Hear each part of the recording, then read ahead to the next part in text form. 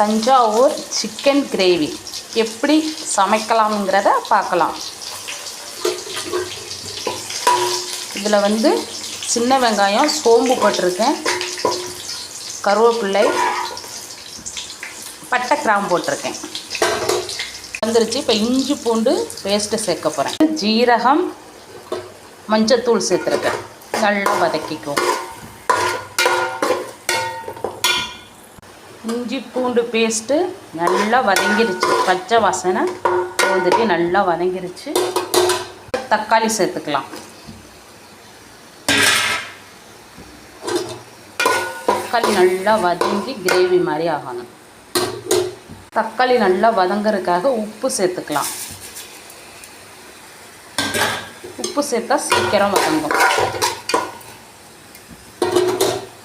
Gravy வந்து நல்லா வதங்கிருச்சுங்க. வெங்காயம், தக்காளி, மசாலா எல்லாம் நல்லாவே வதங்கிருச்சு. இப்போ வந்து நம்ம சிக்கன் சேர்த்துக்கலாம்.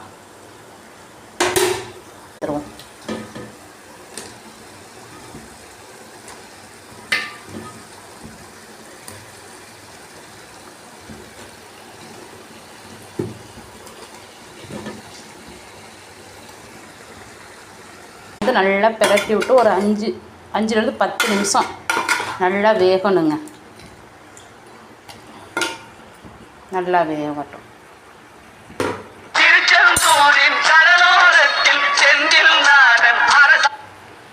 இப்போ வந்து லெமன் சேர்த்துக்கிறேங்க. ஒரு லெமன் சேர்த்துக்கிறேன்.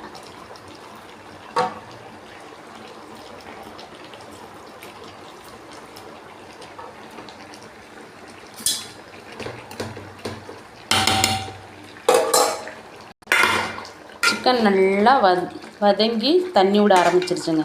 இதிலேருந்து வந்து இந்த சிக்கன்லேருந்து கொஞ்சம் சிக்கன் சுக்காவுக்கு எடுத்துக்கிட்டு இருக்கேன்.